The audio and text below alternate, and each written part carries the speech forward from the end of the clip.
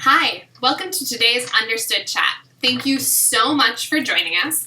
Today we're discussing strategies for managing your child's emotional outbursts. And we're so lucky because today we have with us child psychologist Ellen Braaten, PhD from the Clay Center for Young Healthy Minds at Mass General. And she's here today to answer your questions. But before we dive into questions, Ellen, could you tell us a little bit about yourself and your history working with kids? Sure. So, as you said, I am a child psychologist, and my area of clinical work is in pediatric neuropsychology. So, most of my clinical work is around assessing kids with emotional, behavioral, and learning differences. I also work at Massachusetts General Hospital, and I'm associated with the Clay Center for Young Healthy Minds, and also do some teaching at Harvard Medical School. And I was first involved with kids as a special education teacher. So my undergraduate training was in special education. So I have a very deep appreciation for the work that teachers do. And I'm also a parent. So I definitely have a lot of appreciation for parents, and especially with regard to what we're going to be talking about today, which is something that all parents have dealt with at one point or another. Thank you so much. We are delighted to have you with us. For those of you who are watching, maybe for the first time, I'm going to give you a couple pointers for how this chat will work. To the right of the video screen, you'll see a chat box. And in that chat box is where you can ask questions that I will then ask of Ellen. We ask that you share as much information as you are comfortable with. The more information you share, the better it helps us tailor answers to you and your child. So, for instance, if you can tell us the age of your child, the grade they're in, things like that helps set up the question so that we can give you a helpful response.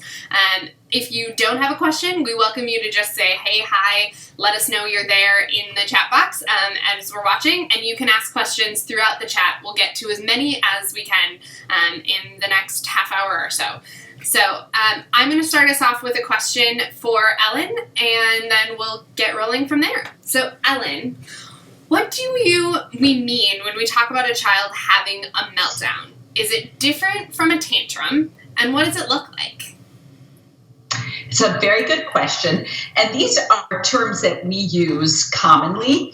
And so when I say there are differences between tantrums and meltdowns, it's not like we have a really great definition for these in the field of psychology, but we all sort of know what they mean. And when we're talking about a tantrum, we're talking about something not quite as significant as a meltdown. And a tantrum is an outburst when a child usually doesn't get what he or she wants. Like they're in the store, they want candy, the mom says no, or the dad says no, and they throw a tantrum because they want that. A meltdown is usually, like I said, more significant, and it's usually when a child is feeling completely overwhelmed about something. Very often it's sort of a sensory overload or a feeling, or they're overwhelmed with feelings. For instance, at a birthday party, when there's lots of sounds, they've eaten too much, they didn't get their nap, and everything feels like it's out of control for them. They might have what is called a meltdown, and that's more of something that they can't control too. So nothing often works to soothe a child who's having a meltdown, because it's a meltdown. So that's kind of what we're talking about. That's how those terms are sort of used. Thank you. I think that's really helpful. The meltdown is not potentially controllable, and it can be sensory or, brought on by other things, where a tantrum often is not getting their own way. And it can be kind of difficult for parents to know the difference between the two, but when they learn them, it can be really helpful, which kind of leads to our next question. What are some of the reasons that kids might have a meltdown or emotional outburst? So there are a lot of issues. So for when we're talking about tantrums, it's usually because they want something and they want to be controlling something. But kids have meltdowns for a lot of different issues. Sensory issues, which I mentioned before, are the most common ones. And think about this, even as adults, when we sort of feel like, oh my goodness, I can't take one more thing, we start to scream when we're driving in the car. It's because we are overloaded with whatever sensory things that are coming in. Even if we don't have a sensory issue, it might just be we're stuck in traffic, we're late, we're anxious, people are screaming, horns are blaring. So that's how it feels for a lot of kids with meltdowns. Anxiety is another thing that can be a very common trigger for a meltdown. And things like sort of irrational fears. Kids are just afraid of something, they don't know what they're afraid of. And then there's some more sort of simple explanations. Kids get hungry, they are tired. Sometimes they just want to test authority a little bit, but that's usually more in the category of a tantrum rather than a meltdown. Sometimes kids have just really poor language skills, and so having a meltdown is the best way they have to communicate their frustration when they can't use their language skills. And oftentimes it's a little bit of everything. Too much sensory input, anxiety, exhausted, hungry, those sorts of things are a perfect recipe for a meltdown. And usually a meltdown is more of a recipe that's been sort of put together rather than just one particular trigger. I love that term, recipe, that's been put together, that it's multiple factors coming together. Yeah. Well, that kind of helps with our next question, which is, how can parents tell if their child is willfully throwing a tantrum to get what he wants versus a child being unable to control their emotions? How do parents really get at the root of that? Okay, so one of the things that you want to think about is if a child is doing this to gain something, it's probably, and I think this is what you were asking, if they're looking to gain something, it's probably more of a willful sort of thing. So there's something that they're wanting. So, for instance, they don't want to have their nap, or they want to play more video games, or they're looking to do something in particular. That's probably more in the area of a willful thing that they can control.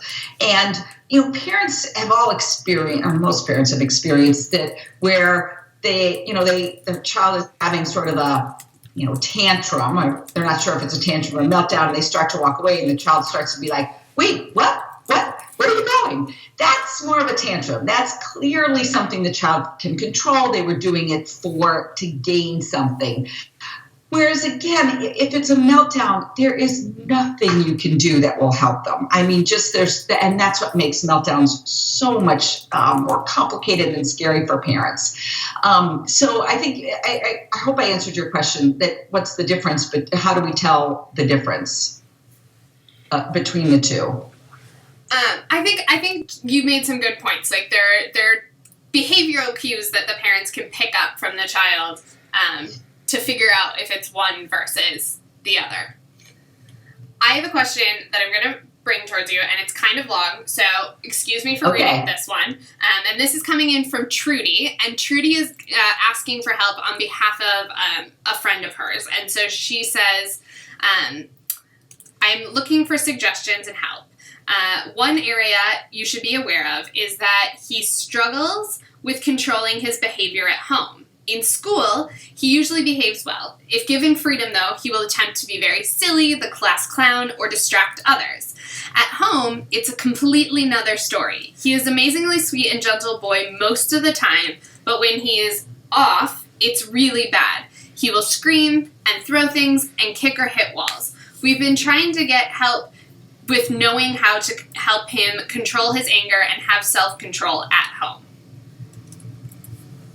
So, did you give me the age of this child? I don't have the age of this child, unfortunately. It's a child that's in school, and that's all I've gotten from this question. Sorry. So, I think in this case, one of the things you want to do is figure out what is causing the difference in behavior, because that's going to really drive how you're going to figure out ways of controlling the behavior. So there are a lot of things this can be. One is that sometimes kids who suffer from anxiety do a great job of keeping their anxiety in check during the school day.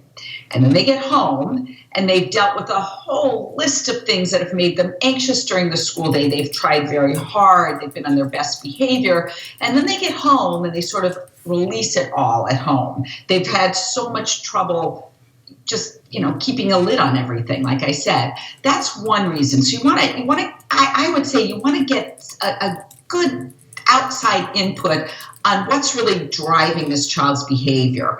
Another thing, and this is oftentimes one of the first things people will blame, is that, it's the home situation, that there's not enough consistency, or parents are just letting the child walk all over them. My guess is that's probably not that simple, that there's probably a number of determining factors with this.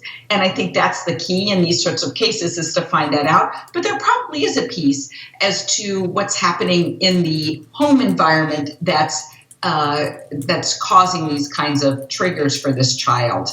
I also think that you want to talk to the child himself. I guess it depends on if we're talking about a 3-year-old who's in preschool or a 10-year-old. But I think in either case, you can say, next time this happens, how would you like me to handle this? Or what would help you next time when you're feeling this way? And there are a lot of strategies. I don't know if we want to talk about that quite yet, but there are a lot of strategies that you can do to sort of build self-regulation skills in a child.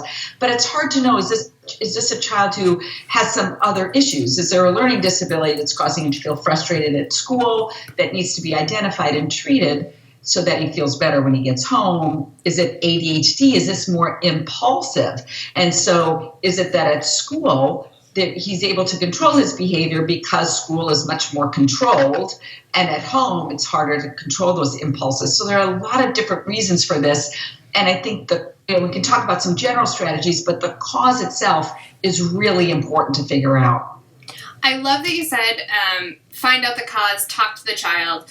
I wonder, as a follow-up question, if you could recommend, would a great next step for this parent be talking to a classroom teacher, talking to a counselor at school, a pediatrician? Where could, in their community, this parent perhaps turn for help? So I always think the classroom teacher is the best place to start, followed by the pediatrician. And because those are two of the people who know your child the best, especially the classroom teacher. Now, sometimes this is a great example of one of those cases where you can go to the classroom teacher, and the classroom teacher can say, but he's perfect here at school. That's still good information to have. And that doesn't mean that there's something wrong with the mom or the dad when they get home. It means that there's something about these environments and this child that's causing him to act differently. And it doesn't necessarily mean, again, that the mom's doing it wrong at home. It means that there's some sort of interaction between the environment and the child. So that's a good place to start. If the teacher's really saying, I'm not seeing anything, then what you want to do is you want to step back a bit, and then you want to talk to, maybe your next step would be the guidance counselor, the school psychologist, and say, I'm not sure what this is happening. And you want to then look at also what's happening at home. Are these sorts of behaviors happening when homework starts? Are happening when the child's feeling rushed in after school activities? You want to make sure, again, that you've checked out all of those things. But the best place to do is start with the teacher, check it out with the pediatrician. And then if you want to get even further, let's say people are saying, yeah, this is puzzling for me too. Then what you want to do is get an evaluation done either through your local school system or through a private psychologist to really look at what are some of the underlying things that could be causing your child to act in this way. I think those are such helpful kind of people to reach out to and next steps that this parent can take. I have a question coming from someone who is also named Meg. And this Meg asks, my son has meltdowns regularly after seemingly benign requests, asking to put things away, reminding him of rules, etc. It's probably worse when it's something he is frequently reminded of, but I feel like I'm walking on eggshells. He also seems to have started soothing these emotions with eating, and I'm not sure how to help him. Oh, well, this is a great question. And the walking on eggshells is just the worst feeling for any parent or family.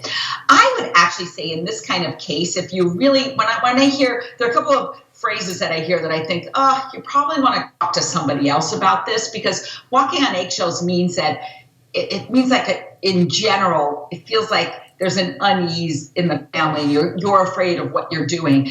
I would say this is a perfect sort of example of going to consult with the school psychologist or a psychologist and get some techniques as to what's happening. This is not the sort of thing that you need to go for years for therapy, but sometimes even just 3 or 4 sessions with a psychologist to help you figure out the triggers for this, because it sounds to me like there are some triggers. Now, one of the things you might want to do is to also start doing that yourself, which is to kind of look at what's happening at this time of day. Is your child exhausted? Is he hungry? Is there something that he's scared of? Is he having trouble expressing his needs? Again, I mentioned that before. Like sometimes kids will do that because they don't know how to talk about their inner emotional experience or even just what's going on with them. So helping them to do that and to learn how to do that is important. Other things that you can do in these cases are sort of distract them or head off, know when these triggers are going to happen and head it off. But again, when I hear things like walking on eggshells, it makes me think like, you're as the parent feeling like you're anxious. This is making you anxious and feeling worried, and you don't want to do the wrong thing. And so sometimes talking to somebody could be a very good idea. And it could be as simple as, if you've got a great pediatrician or a great school psychologist, or sometimes just going and talking to, a counselor and getting some techniques is a great thing. I think that's really helpful. And it's helpful for parents to know that, like, it's encouraged for them to ask for help from outside sources. You've got people who are with your kid while they're in school all day, and there are support systems in that school that it's great to take advantage of to help make sure your child is thriving.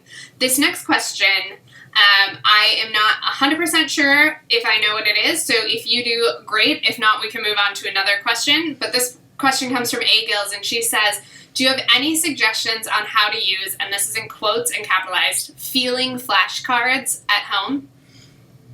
I don't. Okay. Now, I wish I might be able to guess if that's like something that you use when you're like feeling in a certain way, and a child might use that as opposed to having to come up with the right word. I know there are different things where sometimes even in therapy, psychologists will have different sorts of faces that will give a child the ability to sort of look at one and point to one, like, that's how I felt when I was in this situation. So if that's what they're talking about, it can be a great tool to use. Awesome. This question comes from N. Seagal, and I think it's something a lot of our parents will be able to relate to. And she says, do you have suggestions on how to teach a child to recognize a meltdown is coming and what they can do to help, especially at school when the parent isn't there? Yes, I think one of the things that you want to do, and this does not quite answer this particular question because everybody wants to know, what do we do before it's coming? But I think the way you do that is to analyze what happened after it's over. So after a meltdown, after a tantrum, you want to follow up with that and teach your child emotional words. Boy, it seemed like you were really angry before when your toy wasn't working or your game wasn't working the way you wanted to. It's that sort of thing that will help teach them. And I also think as a parent, you've got to be always on the lookout as to what might be causing those things so that you can start to identify that in your child so that they can start to internalize that. I know you can't do that when they're at school, but the one way that you help them learn that is for you to be able to say, oh, it looks like you're looking kind of frustrated right now, or it looks like you're a little nervous right now. What can we do right now to change that? And I think that is the key, is to sort of on either side. It's hard to change things when you're in that moment, but on either side to be really aware of what the triggers are, and then also to follow it up with giving a child an emotional vocabulary and sort of analyze what happened. And I think that I was just going to say something else about that. One of the things you also want to do, I mentioned having, knowing what your child's triggers are. You want to teach your child what his triggers are as well. So, for instance, if he always has these sorts of things when he's really hungry, there are lots of kids who are picky eaters, or some kids who are on medication for ADHD, which makes them not so hungry during the day, which can cause, but hunger can be one of those things. So sometimes it doesn't really mean sort of teaching your child how to pick up on even their feelings, but to know that, oh, I'm hungry, I better eat something, because when I don't eat something, then that makes me more prone to acting out. So those are the sorts of things that you can teach them. Also things like, I'm feeling exhausted, or I'm really tired, or really I'm feeling scared. So yeah, teach them the words that go along with the triggers.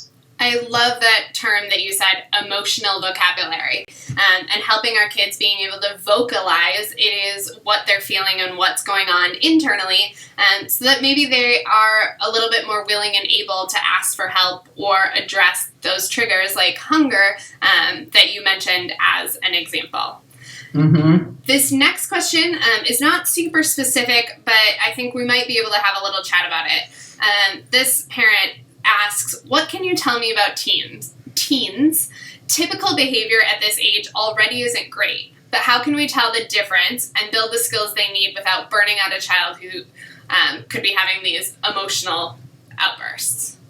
So can you just say it one more time? Teens, like teenagers? Yep, and like typical teenage behavior is already kind of emotional and hormonal. Yes. And so what's the hormones and what might be something different, and how can we build skills at that age when they're dealing with so much?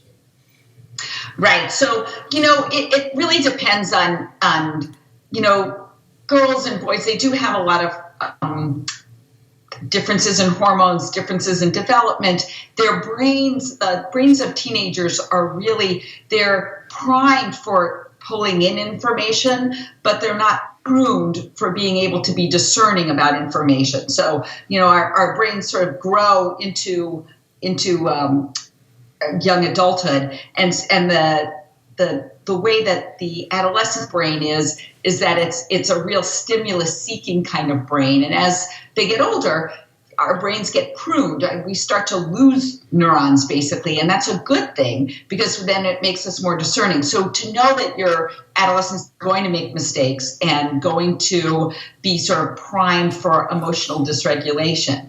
I think one of the things you want to do as a parent of a teen is to be discerning about what is just sort of like the kind of thing where they're just blowing off steam and you just need to nod your head and let it go, and other things that are really causing them to be out of control. Now, an adolescent's meltdown is going to look very different from a preschooler's meltdown, but sometimes not so different. So if your adolescent is yelling about something that happened at school and you don't understand, that's sort of typical adolescent angst. When they're starting to throw things, break things, get so mad that they're breaking their phone, that's more of a meltdown situation. That's where you really want to make sure that other things in their life are going well. And for an adolescent, we're probably not talking about overstimulated in terms of sensory input. We might be talking about a child or an adolescent who's feeling somewhat depressed, who may also be very stressed or anxious, who's sleep deprived perhaps, and who has trouble with maybe some other issues that you want to identify or maybe have been identified, but you want to make sure they're well treated. Things like ADHD or specific learning disability. Sometimes in adolescents who have learning differences or attentional differences, they're at increased risk for feeling frustrated, and that's understandable. So you want to make sure then that you're doing everything you can to help them in the areas that you can help them, because a lot of times the frustration and the meltdowns really have nothing to do with their inability to control their impulses, but with their ability to control their life and their ability to be successful. And that's really the task of adolescence, is to learn how to be an independent person. And anything that's getting in their way for that is something to look at and then manage. That's really helpful. Okay. I have another question that's a bit long, but we've got a lot of information in it. So I'm going to read it slowly, but feel free to ask me about it. So my son has acute thyroiditis, which was later changed to hypothyroidism. He's always been sensitive, but his emotions are challenging now, and he has emotional meltdowns and crying fits or tantrums. He will be 10 in November, is on Synthroid, and is showing early signs of starting puberty. With his conditions, his levels get off easily, and he's beginning to show signs of anxiety an inability to accept responsibility. Nothing is ever his fault, and thinking the world is against him. Naturally, he tends to save it all for mom and is keeping it in check at school. I'm looking for tips on how to help him process through his emotions rather than acting out. He doesn't know exactly what's wrong with his thyroid, as I don't want it to be an excuse for him, but this creates a level of fatigue in him which compounds everything. Any suggestions about working through emotions would be appreciated. Well, it sounds like you're doing a wonderful job with your child. It's a lot for a mom to handle. I think one of the things I just have to say is you want to make sure that medically they are doing everything they can to keep his emotions regulated, because this could be as much of a medical issue as it is a behavioral or psychological issue. And I would really encourage you to go to your doctor and to really talk to somebody who has a sophistication about these issues and how they interact with behavior and emotions, because it could be that we could give the best recommendations, but if it's a thyroid related issue, it's going to be really hard to control that kind of medical issue. However, I do think that when a child has a medical issue, I think it is important for them to understand how that might change their behavior and their emotions. And I think I'm with you on the fact that you don't want to use that as an excuse. Nothing should be used as an excuse. If a child has ADHD, that's not an excuse to misbehave. It helps us understand why. And that also sometimes understanding why did I feel so out of control? If it's a hormonal thing, it can be helpful to know that I really couldn't control that. And so it can in some ways be helpful then in terms of, knowing that there are times that this is sort of who you are, and I don't know. Education is just a good thing, and I'm with you on the fact that we don't use that as an excuse. The other thing you want to do is help again. I've talked about this before. Understand their triggers, and if you've got a child with a medical issue as well as this kind of anxiety, and they're keeping it all for you, you want to make sure that they understand their triggers and they can talk about it.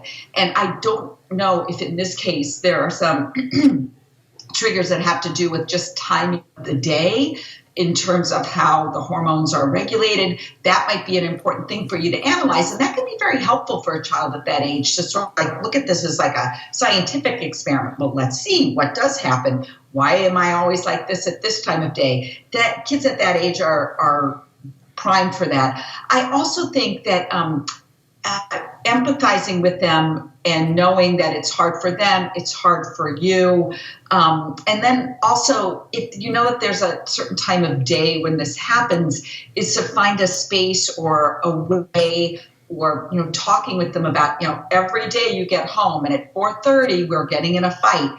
What can we do differently that will change this? And figure out with them what that would be. And usually playing on the video games is what a child is going to say, but maybe coming up with something a little bit different might be a better way to approach that. I think that's super helpful. And I think one thing that we've heard from other parents, you keep mentioning finding out what a child's triggers are and then having conversations about that, which is incredible advice. And I think sometimes parents don't necessarily take the time to track it, and a journal can be really helpful. So writing down to see if you can then, after a few weeks, figure out the pattern, because it might not be something that a parent can recognize immediately, but if after tracking for a bit, they might be able to decode some sort of pattern in that behavior and then have conversations. I think we have time for one last question, and it seems like a great question to end on. This parent says, I understand the differences between meltdowns and tantrums, which is great. That means our conversation has been successful. And they're asking for some concrete ways to help diffuse the meltdown from escalating. So if a meltdown has started, what can a parent do in that moment so that it doesn't get even more out of control? Okay, so I think one of the things you want to do is to be calm and yet somewhat detached. You don't want to engage. The last thing a child wants when he's having a meltdown is somebody, what's wrong with you? What's wrong? Or, even worse for a parent to get mad. So you want to be somewhat detached. You want to make sure your child's not hurting himself in any way.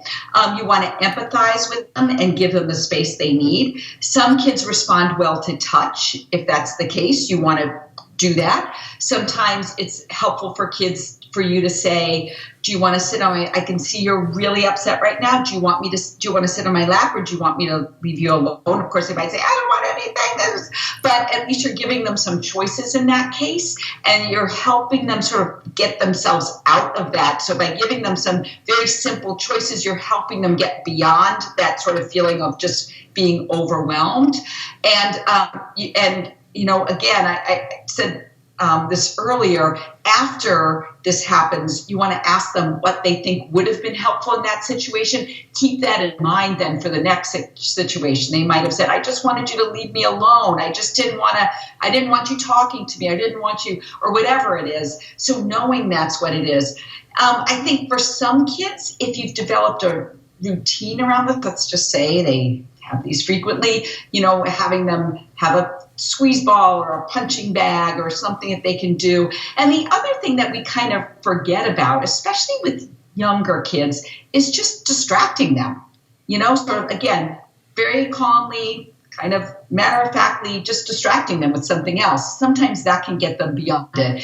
And then, other times they will get out of this. They will. It's not like it's going to last forever. When you're a parent, you think, they're never, especially if it's happening in a store, you're thinking this is never, we're never going to get out of this. But you know what? Eventually, if you sort of ignore it as much as you can while making sure they're safe, eventually they'll come around. And so being able to you yourself get through it, I think, is important.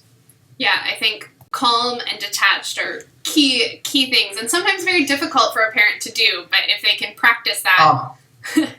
It's the hardest thing for parents to do. I mean, to remain calm when your child is having a meltdown or is distraught about anything is the hardest thing to do. But I think it actually is. It shows them that even though they're feeling out of control, they're not.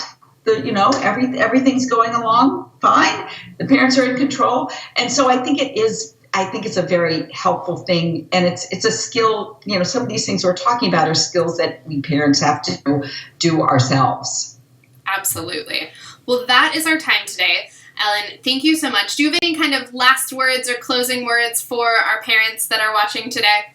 Well, one of the things you asked me about before time is what do you do when onlookers see you and your child with who's having a meltdown? And I just think it's good to mention, because every parent has had this experience at one time or another. And I really did a lot of thinking about this, and really there's nothing you can do. Just ignore them and move on. Don't let them get to you. I think that is perfect advice for our parents.